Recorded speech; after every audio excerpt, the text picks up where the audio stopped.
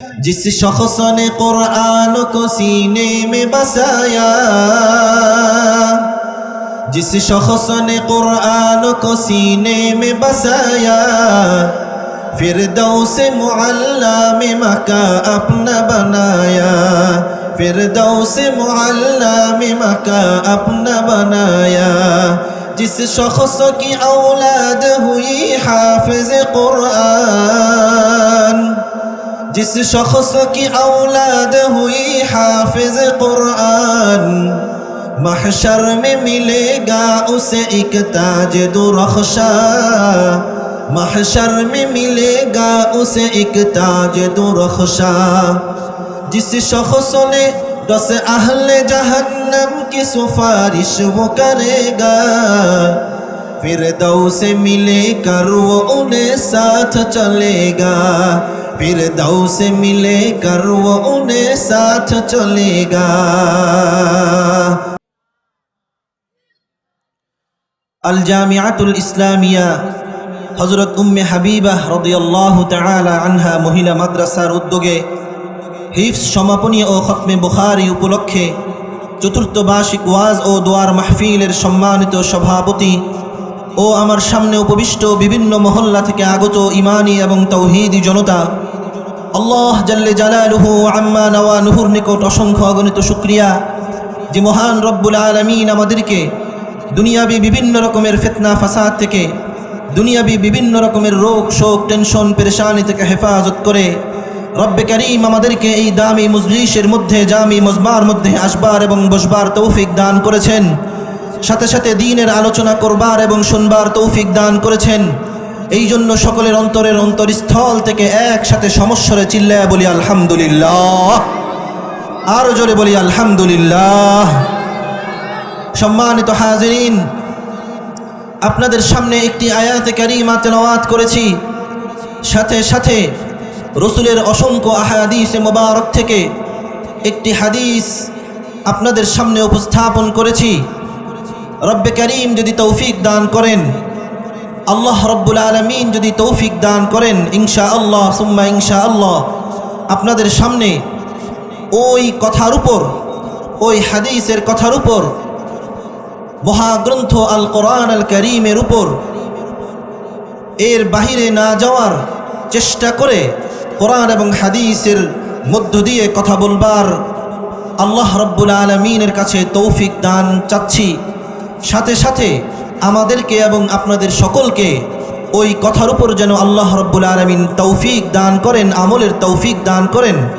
ওমা তৌফিক ইল্লা বিল্লাহ। সম্মানিত হাজিরিন, মহাগ্রন্থ আল কোরআন আল কারীম পৃথিবীর জমিনের মধ্যে সবচাইতে শ্রেষ্ঠ কোরআন আল কারীম এবং সবচাইতে শ্রেষ্ঠ কিতাব। কথা বলেন ঠিক কিনা? আরো জোরে বলেন ঠিক কিনা? কোরআন আল কারীম রব্বুল আলামিন পৃথিবীর মধ্যে সবচাইতে দামি এবং শ্রেষ্ঠ কিতাব বলে ঘোষণা দিয়েছেন। কথা বলেন ঠিক কিনা? এই কোরআন আল কারীমের মধ্যে কোনো রকম কোনো সন্দেহ নাই, কোনো রকম কোনো সন্দেহের বিন্দু মাত্র কিঞ্চিত পরিমাণও কোনো রকম ত্রুটি এবং বিচ্যুতি নাই। কথা বলেন ঠিক কিনা? কোরআন আল কারীম যেই মানুষ, যে ব্যক্তি, যে নারী, যে মুসলমান তার দিলের ভিতরে, তার বক্ষের ভিতরে ধারণ করবে, রব্বুল আলামিন তাকে দুনিয়া এবং আখিরাতে দামি বানায় দিবেন। চিল্লায়া বলেন ঠিক কিনা? সম্মানিত হাজিরিন, আপনাদের সামনে যে আয়াতে কারিমা তেলাওয়াত করেছি, এই আয়াতে কারিমার মধ্যে আল্লাহ রব্বুল আলামিন 4টি কর্মসূচির কথা ঘোষণা দিয়ে রসুলকে বললেন, এই 4টি কর্মসূচি তুমি পুঙ্খানুপুঙ্খানুভাবে আদায় করবার চেষ্টা করবা। প্রত্যেকটা মানুষের দুয়ারে দুয়ারে এই আয়াতের বাণী, এই আয়াতের কথা মানুষের দুয়ারে দুয়ারে ছড়িয়ে দিবা। কথা বলেন ঠিক কিনা? সম্মানিত হাজিরিন, এবার বুঝে থাকলে বলুন তো, পৃথিবী এবং আসমান এবং জমিনের মধ্যে সবচাইতে দামি গ্রন্থ কিতাবটির নাম কি? আরো জোরে বলেন, কিতাবটির নাম কি? কোরআন আল কারীমের মধ্যে কোনো সন্দেহ আছে? কোরআন আল কারীমের মধ্যে কোনো ত্রুটি আছে? কিয়ামত পর্যন্ত যদি কোনো কাফের এবং মুশরিকের দল যদি কোরআন আল কারীমের সামান্য একটা আয়াতে কারীমা নিয়ে যদি কথা বলবার চেষ্টা করে, কোনোদিন কোনো ত্রুটি এবং বিচ্যুতি খুঁজে পাবে? চিল্লায় বলেন, কোনো ত্রুটি বিচ্যুতি খুঁজে পাবে? কাফের এবং মুশরিকরা যদি কিয়ামত পর্যন্ত চেষ্টা করে এই কোরআনের বাণীকে নিভিয়ে দেবার, কিঞ্চিত পরিমাণ নিভানোর চেষ্টা করলে পারবে তারা? দুনিয়ার জমিনের কোনো মানুষ, কোনো জালেম, কোনো স্বৈরাচার এই কোরআনের নূরকে নিভাতে পারবে না। কথা বলেন ঠিক কিনা? হ্যাঁ, রসুলকে আল্লাহ রব্বুল আলামিন এই আয়াতের মধ্যে ঘোষণা দিয়ে বলেন, ও আল্লাহর হাবিব, আপনি দাঁড়ে দাঁড়ে মানুষের ঘরে ঘরে এই কোরআনের আয়াতের নূরকে, কোরআনের আয়াতকে পৌঁছায় দেন। বলেন সুবহানাল্লাহ। সম্মানিত হাজিরিন, এই কোরআন আল কারীমের তেলাওয়াত যারা করবে তাদের হৃদয়ের মধ্যে শান্তি দিবেন কে? আরো জোরে বলেন, কে শান্তি দিবেন? যারা এই কোরআন আল কারীমের বিরুদ্ধে কথা বলবার চেষ্টা করবে, যারা এই কোরআন আল কারীমের অপপ্রচার করার চেষ্টা করবে, তাদের হাতকে ভেঙে যাওয়ার জন্য কারা কারা প্রস্তুত আছি হাত তুলে আল্লাহ রাব্বুল আলামিনকে দেখায় দেই। নারায়ে তাকবীর, নারায়ে তাকবীর, নারায়ে তাকবীর। নারায়ে তাকবীরের স্লোগান দেওয়ার সাথে সাথে কাফের এবং মুশরিকদের হৃদয়ের মধ্যে প্রকম্পিত সৃষ্টি হয়। কথা বলেন ঠিক কিনা? এই জন্য কবি কবিতার ভাষায় বলেন, हम नारे तकबीर से दुनिया को हिला दो, हम नारे तकबीर से दुनिया को हिला दो, हम नारे तकबीर से दुनिया को हिला दो, मिल्लत के हिफाजत के लिए जान लड़ा दो, मिल्लत के हिफाजत के लिए जान लड़ा दो। नाराए तकबीरेर স্লোগান দিবেন আপনারা? কথা বলেন, স্লোগান দিবেন তো আপনারা ইনশাআল্লাহ? বলেন, এই কোরআনের কথা মুসলমান যখন পড়বার চেষ্টা করে, কাফের এবং মুশরিকদের দিল ঠান্ডা হয়ে যায়। কথা বলেন ঠিক কিনা? এই কোরআন আল কারীম যখন আপনি তেলাওয়াত শুরু করবেন, আমার এবং আপনার দিলকে ঠান্ডা করে দিবেন কে? আরো জোরে বলেন, কে ঠান্ডা করে দিবে? তাহলে এই কোরআন আল কারীম থেকে যদি একটু তেলাওয়াত করি, আপনারা মনোযোগ দিয়ে শুনবেন তো? তেলাওয়াত করবো একটু ইনশাআল্লাহ, শুনবেন তো আপনারা মনোযোগ দিয়ে? তাহলে শুনেন, কত সুন্দর করে আল্লাহ রাব্বুল আলামিন এই কোরআন আল কারীম নাজিল করেছে, আর মানুষ কত সুন্দর করে পড়ে। দেখুন, আমরা কত সুন্দর করে চেষ্টা করে রব্বে কারীমকে রাজি এবং খুশি করার জন্য আমরা কিভাবে তেলাওয়াত করি। আপনারা শুনুন, 2019-এ আমি সারা বাংলাদেশে কোরআনের সুর নামক প্রতিযোগিতায়, সারা বাংলাদেশ ব্যাপী প্রতিযোগিতা হয়েছে, দীপ্ত চ্যানেলের মধ্যে আমি ফার্স্ট হয়েছি। আপনাদের সামনে যেহেতু তেলাওয়াতের কথা বলেছে, আমি একটু তেলাওয়াত করে আমি ইনশাআল্লাহ আপনাদের সামনে আলোচনা আবার শুরু করব। মনোযোগ দিয়ে তেলাওয়াত শুনবেন তো আপনারা ইনশাআল্লাহ? কারা কারা শুনবেন হাত উঠায় দেখাই। আল্লাহ সকলকে কবুল করেন, বলেন আমিন। তবে তেলাওয়াত শুরু করবো একটা শর্তে, ওই যে আমার ভাইরা দাঁড়ায় রয়েছেন, ভিতরে না আসা পর্যন্ত তেলাওয়াত শুরু করবো না। ভিতরে আসেন, আপনারা ভিতরে আসেন, বসে পড়েন, বসে পড়েন ভাই। তেলাওয়াত যখন শুরু হয় তখন মুমিন বান্দা এবং বান্দীদেরকে আল্লাহ রাব্বুল আলামিন বলেছেন মনোযোগ দিয়ে শ্রবণ করার জন্য। কথা বলেন ঠিক কিনা? রাব্বুল আলামিন বলেন, ওয়া ইযা কুরিআল কুরআন ফাসতামিউ লাহু ওয়া আনসিতু লাআল্লাকুম তুরহামুন। যখন কোরআন আল কারীমের তেলাওয়াত শুরু হয় তখন বান্দার উপর, বান্দির উপর রহমত নাজিল করতে থাকেন কে? আল্লাহ। এবং কোরআন আল কারীম যখন তেলাওয়াত শুরু হয়, আল্লাহ রাব্বুল আলামিন বলেন, তোমরা মনোযোগ সহকারে তেলাওয়াত শুনো। শুনবেন তো আপনারা ইনশাআল্লাহ? তাহলে শুনুন। আউযু বিল্লাহি মিনাশ শাইতানির রাজীম। বিসমিল্লাহির রহমানির রহিম।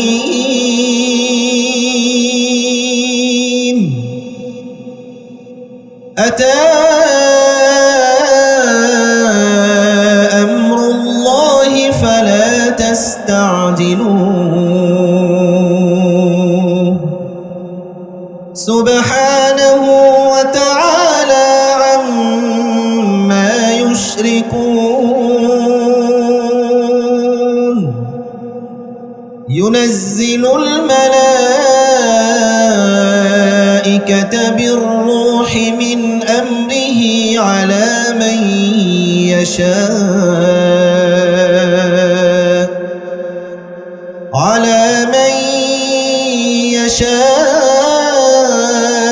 من عباده أن أنذروا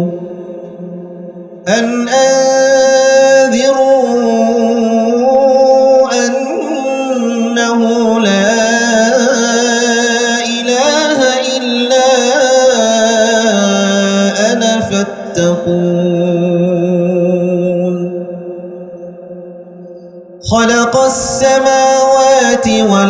الأرض بالحق تعالى عما يشركون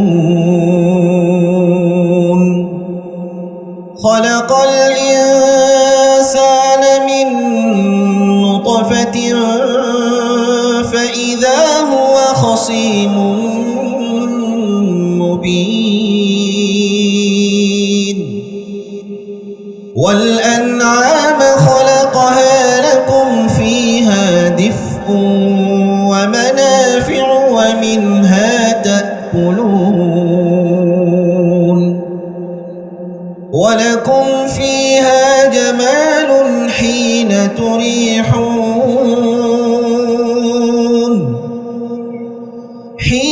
تريحون وحين تسرحون صدق الله العظيم আল্লাহর কোরআনুল কারীমের তেলাওয়াত শুনতে ভালো লাগে কার কার? ভালো লাগছে আপনাদের? দিলটা একটু ঠান্ডা হয়েছে? আল্লাহ রাব্বুল আলামিন আমাদের প্রত্যেককে কোরআনুল কারীমের তেলাওয়াত করার তৌফিক দান করুন, বলেন আমিন। সম্মানিত হাজিরিন, এই কোরআনুল কারীমের তেলাওয়াত যদি কোনো ব্যক্তি আল্লাহকে রাজি খুশি করার জন্য পড়ে, তার জিন্দেগীর গুনাহগুলো আল্লাহ রাব্বুল আলামিন মাফ করে দেন, বলেন সুবহানাল্লাহ।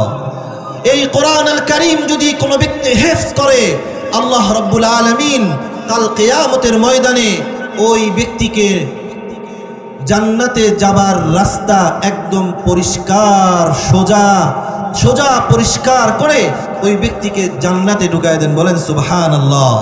এই জন্য কবি কবিতার ভাষায় বলেন, जिस शख्स ने कुरान को सीने में बसाया,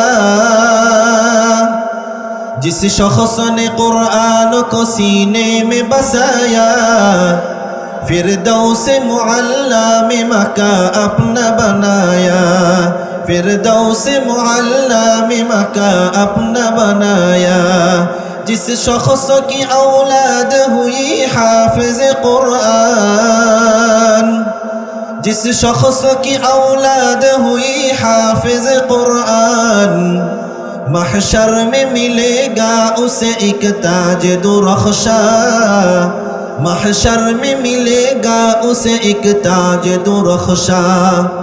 जिस शख्स ने 10 अहले जहन्नम की सिफारिश वो करेगा, फिरदौस से मिलेकर वो उन्हें साथ चलेगा, फिरदौस से मिलेकर वो उन्हें साथ चलेगा। আল্লাহু আকবার বলেন, আর জোরে বলেন আল্লাহু আকবার। কবি বলেন, কোন ব্যক্তি যদি কোরআনের হাফেজ হয়, কোন ব্যক্তি যখন কোরআনের হাফেজ হয়, কবি বলেন ওই ব্যক্তি কেমন যেন জান্নাতে নিজের ঘর বানিয়ে নেয়। কোন ব্যক্তি যদি কোরআনের হাফেজ হয় আর ওই ব্যক্তির বাবা মা যখন কিয়ামতের ময়দানে উঠে, কবি বলেন ওই ব্যক্তি দুনিয়া এবং আসমান জমিনের মধ্যে সবচাইতে দামি মুকুট এর পুরস্কার ওই ব্যক্তি গ্রহণ করে নেয়। কবি বলেন কোন ব্যক্তি যখন কোরআনের হাফেজ হয়ে যায়, তার পরিবার তার আহালদের মধ্যে 10 জন জাহান্নামী ব্যক্তিকে ওই ব্যক্তি সুপারিশ করে জান্নাতের মধ্যে ঢুকিয়ে দেয়। সুতরাং আমাদের সন্তানদেরকে যদি হাফেজ এবং হাফেজা বানাইতে পারি, তাহলে কাল কিয়ামতের ময়দানে জান্নাতের সুসংবাদ আমরা পাবো। কাল কিয়ামতের ময়দানে আমাদের পিতা মাতাকে যাদের সন্তান হাফেজ হয়ে যাবে, যাদের সন্তান হাফেজা হয়ে যাবে, আল্লাহ রাব্বুল আলামিন কিয়ামতের ময়দানে সবচাইতে দামি মুকুট তাকে পরাইয়া দিবেন, বলেন সুবহানাল্লাহ। শুধু তাই নয়, কবি বলেন ওই ব্যক্তি তার পরিবারের মধ্যে 10 জন ওয়াজিব জাহান্নাম ওয়াজিব হয়ে গেছে এমন 10 জন ব্যক্তিকে ওই ব্যক্তি সুপারিশের মাধ্যমে জান্নাতে ঢুকিয়ে দিতে পারবেন, বলেন সুবহানাল্লাহ। এই জন্য কোরআনুল কারীম শিখার দরকার আছে না নাই? কথা বলেন, শিখার দরকার আছে না নাই? কোরআনের হাফেজ আমাদের সন্তানদেরকে বানাবো তো ইনশাআল্লাহ। হ্যাঁ, হযরত উম্মে হাবিবা রাদিয়াল্লাহু তাআলা আনহা মহিলা মাদ্রাসা প্রত্যেক বছরে বছরে হাফেজ হইতেছে, প্রত্যেক বছরে বছরে হাফেজা হচ্ছে, আমরা আমাদের একটা সন্তান হলেও, আমাদের পরিবারের একটা সন্তান হলেও, আমাদের আহালদের ভিতরে একটা সন্তান হলেও, এই মহল্লার ভিতরে একটা সন্তান হলেও আমাদের সন্তানদেরকে কোরআনের হাফেজ বানিয়ে কাল কিয়ামতের ওই নূরের টুপি পাবার আল্লাহ রাব্বুল আলামিন যেন আমাদেরকে তৌফিক দেন, বলেন আমিন। সম্মানিত হাজিরিন, কয়েকটা ফায়দার কথা আপনাদেরকে বলি। কোরআন আল কারীম পড়লে সওয়াব আছে না নাই? কোরআন কারীম যারা পড়তেও পারবে না, তারা যদি কোরআন আল কারীম দেখে দেখে, শুধুই মাত্র দেখে, ওই ব্যক্তিকেও আল্লাহ রাব্বুল আলামিন সওয়াব দান করেন, কথা বলেন ঠিক কিনা? কোনো ব্যক্তি যখন শুধু পড়তে না পারুক, শুধু আঙ্গুল দিয়ে যদি একটু নাড়ানাড়ি করে কোরআন আল কারীম, ওই ব্যক্তিকেও আল্লাহ রাব্বুল আলামিন সওয়াব দান করেন, বলেন সুবহানাল্লাহ। হাদিসে পাকের মধ্যে আসছে, রাসূলুল্লাহ বলেন, খায়রুকুম মান তাআল্লামাল কুরআন ওয়া আল্লামাহু আও কামা ক্বালা আলাইহিস সালাতু ওয়াস সালাম। রাসূলুল্লাহ বললেন, পৃথিবীর জমিনের মধ্যে টাকা পয়সা এবং ধন দৌলত যাদের থাকবে, ওই সমস্ত বান্দা এবং বান্দি দামি নয়। ওই সমস্ত বান্দা এবং বান্দি সব চাইতে উত্তম যে কোরআনের কারীমের হিফজ করেছে, কোরআনের জ্ঞান অর্জন করেছে। তোমাদের ভিত্তি ওই ব্যক্তি, ওই বান্দা এবং বান্দি সবচাইতে উত্তম, কথা বলেন ঠিক কিনা? কোরআন আল কারীম যে নিজে শিখবে এবং সাথে সাথে অন্যকে শিখাবে, আল্লাহ রাব্বুল আলামিন ওই ব্যক্তিকে দুনিয়ার জমিনে যেমনি ভাবে সবচাইতে উত্তম বলেছেন, তেমনি ভাবে রাসূল হাদিসে পাকের মধ্যে ঘোষণা দিয়ে বলেছেন, ওই ব্যক্তির চাইতে দুনিয়াতে কোনো ব্যক্তি উত্তম নয়, কথা বলেন ঠিক কিনা? সম্মানিত হাজিরিন, কোরআনুল কারীমের তেলাওয়াত শিখি না, কোরআনুল কারীমের তেলাওয়াত শুনতে পারি না, কোরআনুল কারীমের আইন জারি করার কথা বললে আমরা তাদেরকে উৎসাহ দেই না। ওই সংসদের মধ্যে কোরআনুল কারীমের তেলাওয়াত হয়, ওই তেলাওয়াতের মধ্যে কারি সাহেব যখন তেলাওয়াত করে আর তেলাওয়াতের অর্থ যখন ওই সংসদের মধ্যে পাঠ করা হয়, কারি সাহেব যখন তেলাওয়াত করে, আল্লাহর কোরআনের তরজমা যখন শুরু করে, ওই তেলাওয়াতের মধ্যে, ওই তরজমার মধ্যে যখন বলে ঘুষ খাওয়া যাবে না, মদ পান করা যাবে না, জিনা ব্যভিচার করা যাবে না, মানুষকে অন্যায়ভাবে অত্যাচার করা যাবে না, যখন এইগুলো তেলাওয়াত করা হয়, যখন তরজমা পড়া হয়, কোরআনুল কারীমের তেলাওয়াত যখন শেষ হয়ে যায়, বিগত সরকার ওই সংসদের মধ্যে কোরআনের বিরুদ্ধে আইন জারি করে, কথা বলেন ঠিক কিনা? 15টি বছর কোরআনের কথা বলতে দেয় না আলেমদেরকে, যেখানে কোরআনের কথা বলা হয়েছে সেখানে বাধা দান করা হয়েছে, কথা বলেন ঠিক কিনা? আর জোরে বলেন ঠিক কিনা? যেখানে কোরআনের আইন জারি করার কথা বলা হয়েছে সেখানে আমাদেরকে বাধা দেওয়া হয়েছে। যেখানে আলিম হক কথা বলা হয়েছে, হক কথা বলেছে, সেখানে কিছু সংখ্যক জালেম আমাদেরকে বাধা দিয়ে আমাদের উপর জুলুমের স্টিম রুলার চালু করেছিল, কথা বলেন ঠিক কিনা? ওই সংসদের মধ্যে যখন কোরআনের বাণীর কথা বলা হয়, ওই সংসদে যখন মদের বিরুদ্ধে কথা বলা হয়, যখন আয়াতে কারিমা তেলাওয়াত করা হয়, আর ওই সংসদেই মদের পক্ষে আইন জারি করা হয়, কথা বলেন ঠিক কিনা? আজকে কোরআন আমাদের ঘরে নাই, আজকে কোরআন আমাদের দিলের মধ্যে নাই, আজকে কোরআন আমাদের অর্থনৈতিক কাজে আমরা ব্যবহার করি না, আজকে কোরআনকে রাজনীতির ময়দানে কাজে লাগাই না। এই জন্য আমাদের অর্থনৈতিক যেই জীবন রয়েছে সব চাইতে শূন্য স্থানে পড়ে রয়েছে। আমাদের পরিবার যে রয়েছে, এই পরিবারের মধ্যেও কোনো শান্তি নাই, কারণ আমরা কোরআনকে মানছি না, কোরআনকে শুনছি না, কোরআনের আইন আমরা জারি করছি না। কোরআনের আইন জারি করেছিল সাহাবায়ে কেরাম, কোরআনের আইন যখন যারা মেনেছে, কোরআনের আইন যখন সাহাবায়ে কেরাম প্রতিষ্ঠা করেছিল, তখন সারা পৃথিবীর মধ্যে শান্তি আর শান্তি ছিল। কথা বলেন ঠিক কিনা? আজকে কোরআন আমরা মানি না, আজকে কোরআনের উপর আমরা চলি না, বিধায় আমাদের জীবনে কোনো শান্তি নাই। আমরা পৃথিবীর মধ্যে সবচাইতে জুলুম এবং নির্যাতনের শিকার হচ্ছি। কথা বলেন ঠিক কিনা? কোরআনকে যদি আমরা বক্ষে ধারণ করি, কোরআন যদি আমরা শিখার চেষ্টা করি, আমাদের দিলের ভিতরে শান্তি কে দিবে? জোরে বলেন, কে দিবেন? কোরআন শিখবেন তো আপনারা? কোরআন শিখবেন তো ইনশাআল্লাহ?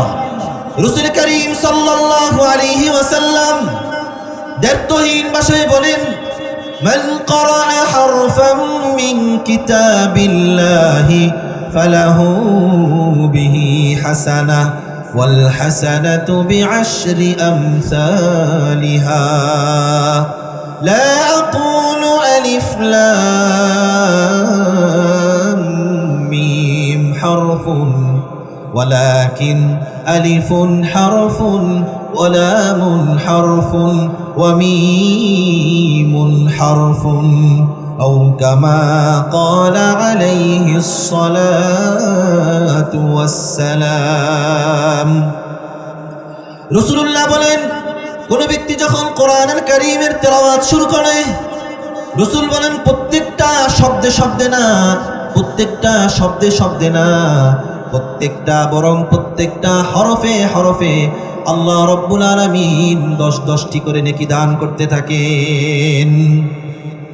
বরং প্রত্যেকটা হরফে হরফে রব্বুল আলামিন যখন 10-10টি করে নেকি দান করেন, কাল কিয়ামতের ময়দানে যখন আমরা উঠব, আল্লাহর কাঠগড়ায় যখন দাঁড়াবো, আল্লাহ বলবে, নাও তোমাকে 10টা নেকি দান করলাম।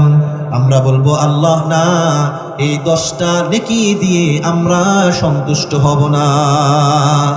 10টা দিলে চলবে না, রব্বুল আলামিন পরে 20টা নেকি দিবেন। আমরা বলবো 20টা দিলে হবে না, 30টা দিলে হবে না, 50টা দিলে হবে না। রব্বুল আলামিন বলবেন, নে এবার 70টা নেকি নে। আমরা বলবো 70টা নেকি হবে না, তুমি তো কোরআনুল কারীমের মধ্যে বলেছো, ওয়াল্লাহু ইয়ারযুকু মান ইয়াশাউ বিগাইরি হিসাব। রব্বুল আলামিন বলেন, আল্লাহ রব্বুল আলামিন তার খাজানা থেকে যদি মানুষকে সারা জীবন প্রতিদান দিতে থাকে, আপনারাই বলুন আল্লাহর ওই খাজানা থেকে কিঞ্চিত পরিমাণ কমবে কিনা? আল্লাহ রব্বুল আলামিন কাল কিয়ামতের ময়দানে আমাদের যখন 70 দিবে, আমরা তখন মানব না। আল্লাহ রব্বুল আলামিন আমাদেরকে দিতেই থাকবে যতক্ষণ না পর্যন্ত আমরা সন্তুষ্ট হয়ে দিতেই থাকবে। বলেন সুবহানাল্লাহ। সুতরাং কোরআনুল কারীমের তেলাওয়াত শিখব, কোরআনুল কারীম তেলাওয়াত শিখব, নিজে তেলাওয়াত করব, সন্তান থাকলে মাদ্রাসায় দিয়ে হাফিজে কোরআন বানাবো। যদি একটা সন্তান আমরা হাফেজে কোরআন বানাইতে পারি, কাল কিয়ামতের ময়দানে এমন একটা নূরের টুপি পাবো, যে নূরের আলো হবে দুনিয়ার সূর্যের চাইতে অধিক বেশি। রাসূলুল্লাহ সাল্লাল্লাহু আলাইহি ওয়াসাল্লাম হাদিসে পাকের মধ্যে বলেন, উলবিসা ওয়ালিদাহু তাজাই ইয়াউমাল কিয়ামাহ আহসানুহু মিন দাউইশ শামস আও কামা ক্বালা আলাইহিস সালাতু ওয়াস সালাম। রাসূলুল্লাহ বলেন, কাল কিয়ামতের ময়দানে হাফিজে কোরআনের বাবা মাকে একটা নূরের মুকুট পরানো হবে, যেই মুকুটের নূর হবে আহসানুহু মিন দাউইশ শামস, সূর্যের আলো থেকে অধিক নূর এবং আলো হবে। বলেন সুবহানাল্লাহ।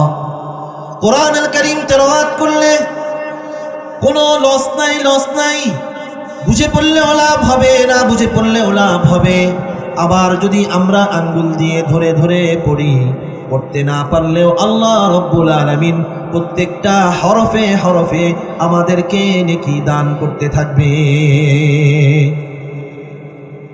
জীবনকে গুনাহের দ্বারা জর্জর করে ফেলেছি, জীবনের মধ্যে এই পরিমাণ গুনাহ করেছি, দিলের মধ্যে কোনো সওয়াব নাই, গুনাহ আর গুনাহ, গুনাহ করতে করতে আমাদের অন্তরটা কালো হয়ে গিয়েছে।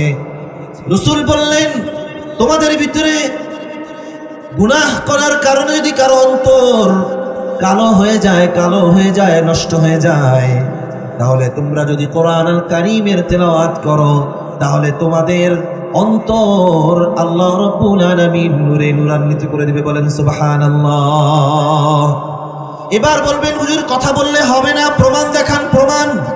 এবার শুনুন রাসূল কি বলে, ইন্না হাদিহিল কুলুব তাসদাউ কামা ইয়াসদাউল হাদিদ ইযা আসাবাহুল মা।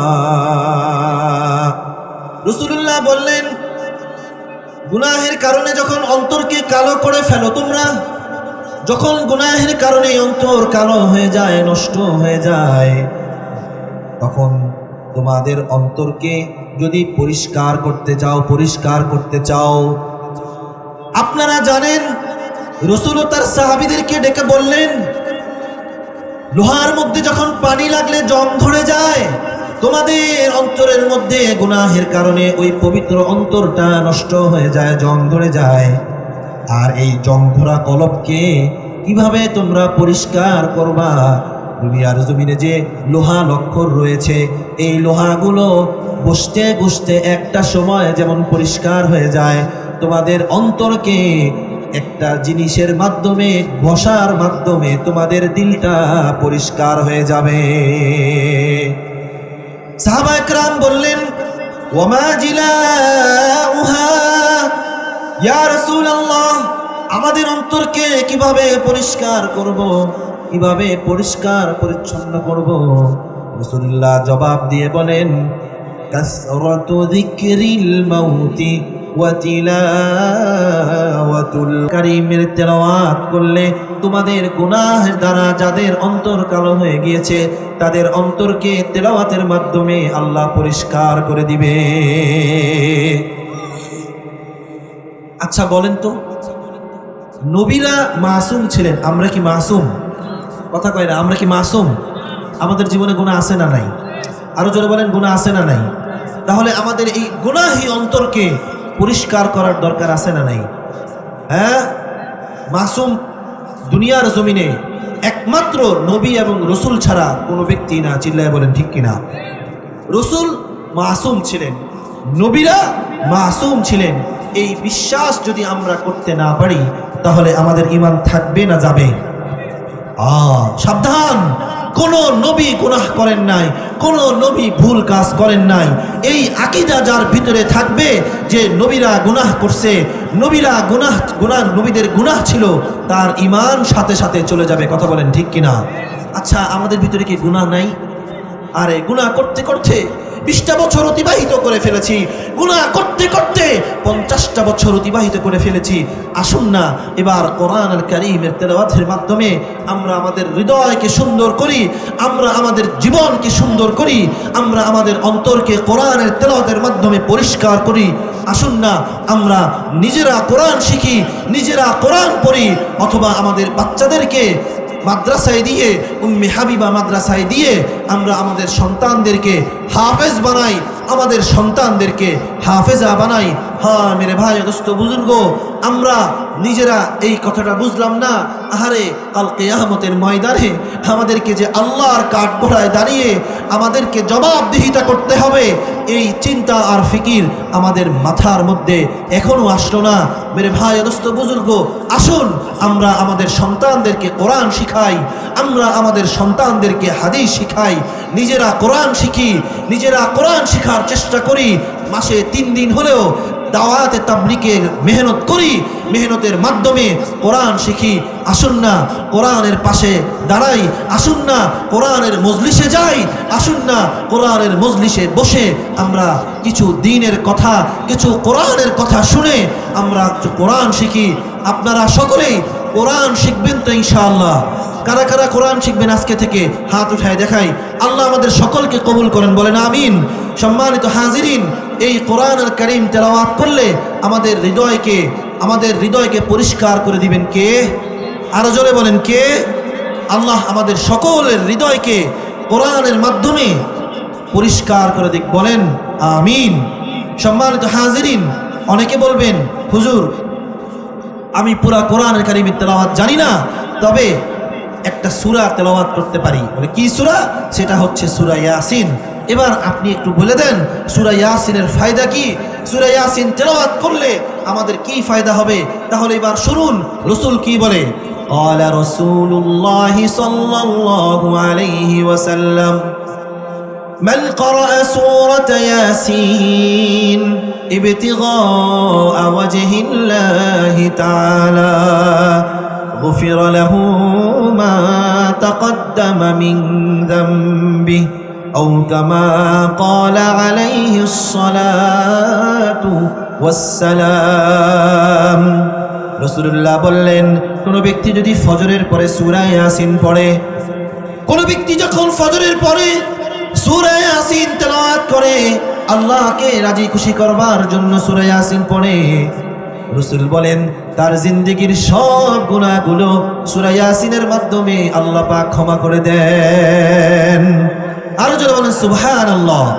এবার বলবেন হুজুর সূরা ইয়াসিন পড়ি, আবার সূরা ইয়াসিনের সাথে 15তম পাড়ায় সূরা কাহাফ আছে, সেই সূরাও পারি, সূরা কাহাফ তেলাওয়াত করি জুমার দিন।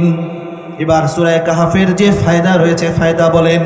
এবার শুনুন রাসূল কি বলে, মান ক্বারা সূরাতাল কাহফি ফি ইয়াউমিল জুমআতাইন আদাআ লাহু মা বাইনাল জুমআতাইন আও কামা ক্বালা আলাইহিস সালাতু ওয়াস সালাম।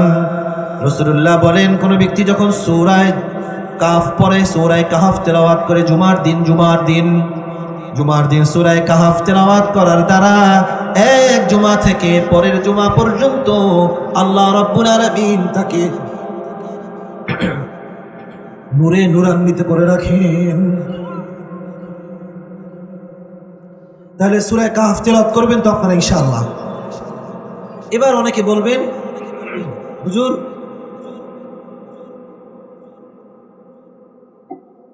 সূরা কাহফ তেলাওয়াত করি, আবার পাশে ইশারের নামাজের পরে ওই যে 29 নম্বর পারার যে সূরা মুলক আছে, এই সূরা মুলক তেলাওয়াত করি।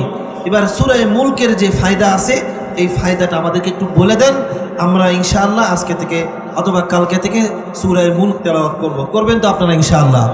এবার দেখেন রাসূলুল্লাহ কি বলেন, ইন্না হাযাল কুরআন 30 আয়াহ শাফাআত লিরাজুলিন হাত্তা গুফিরা লা ওয়া হিয়া তাবারাকাল্লাযী বিয়াদিহিল মুলক। কোন ব্যক্তি যখন সূরা মুলক তেলাওয়াত করবে, ফেরেশতারা তার জন্য দোয়া করতে থাকবে ততক্ষণ পর্যন্ত যতক্ষণ না আল্লাহ রাব্বুল আলামিন তার জিন্দেগীর গুনাহ মাফ না করবেন। তাহলে সূরা মুলক তেলাওয়াত করলে ফায়দা আছে না নাই? কোরআনুল কারীম তেলাওয়াত করলে ফায়দা আছে না নাই? সূরা ওয়াকিয়া মাগরিবের পরে যখন কোনো ব্যক্তি তেলাওয়াত করবে, সেটা বান্দা হোক কিংবা বান্দি, আল্লাহ রাব্বুল আলামিন তাকে কিয়ামত পর্যন্ত যদি সে বেঁচে থাকে তারপরেও ওই ব্যক্তি কোনোদিন না খেয়ে মারা যাবে না। বলেন সুবহানাল্লাহ। সুতরাং আমাদের যাদের ঘরের মধ্যে একটু রিজিকের টানাটানি আছে, আমরা এখন থেকে সূরা ওয়াকিয়া তেলাওয়াত করব, নিজে তেলাওয়াত করব অথবা আমাদের সন্তানদেরকে তেলাওয়াত শিখাবো তো ইনশাআল্লাহ। তাহলে এবার বলুন তো, মন থেকে কোরআনুল কারীম তেলাওয়াত করলে ফায়দা আছে না নাই? কোরআনুল কারীম তেলাওয়াত শিখলে ফায়দা আছে না নাই? হ্যাঁ, তাহলে এখন থেকে আমরা কোরআনুল কারীমের তেলাওয়াত শেখার চেষ্টা করব। জীবনটা চলে গেল, 30টা বছর চলে গেল, 20টা বছর চলে গেল, কারো 50টা বছর অতিবাহিত হয়ে গেল, কিন্তু এখনো আমরা কোরআন শিখলাম না, কোরআন বুঝলাম না, কোরআন মানার চেষ্টা করলাম না। মেরে ভাই ও দোস্ত বুজুর্গ, এখন থেকে আমরা কোরআন শিখব, কোরআনের উপর আমল করার চেষ্টা করব। পাশাপাশি কোরআনের আইন যখন উলামায়ে কেরাম বাস্তবায়ন করার কথা বলবেন, তখন আলেমদের পিছনে দাঁড়াবো। চিল্লায়া বলেন ঠিক কিনা? আপনারা রাজি আছেন তো? আলেম যখন কোরআনের পক্ষে ডাক দিবে, রক্ত দেবার জন্য, জীবন দেবার জন্য কারা কারা রাজি আছেন হাত উঠায় দেখায়। নারায়ে তাকবীর, নারায়ে তাকবীর।